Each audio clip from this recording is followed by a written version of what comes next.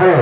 इसी बीच में माननीय श्री प्रभात पांडे योजना चेयरमैन प्रत्युत आज सबके लोकप्रिय आपकी तरफ से 501 रुपए का पुरस्कार प्रदान हुआ है। साथ में हमारे बीच में माननीय श्री दरेगा मिश्रा जी की तरफ से पुनः 501 रुपए का पुरस्कार हमारी तरफ से भैया को बार बार नमस्कार। बच्ची पढ़े लिखे है कि नहीं? पढ़े ना है तो काल हम बढ़ा दी, जैसे जैसे पढ़े वैसे पढ़े। अरे मोरे नाना हो, जैसे बोले वैसे बोले।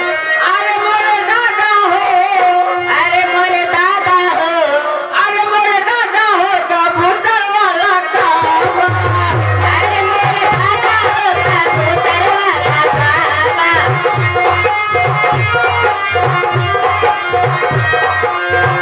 अरे मेरे नाना हो कबूतर वाला काबा।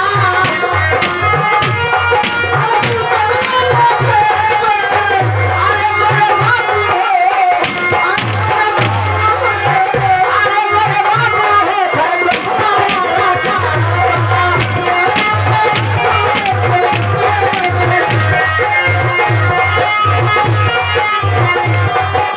अरे मेरे बाबू हो, अरे खरगोशा वाला काबा।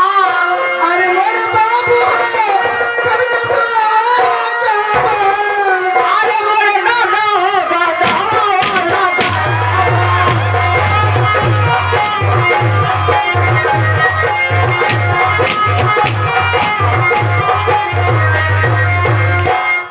हेलो है। इसी बीच में माननीय हरिप्रकाश वर्मा कारी बाहर के प्रधान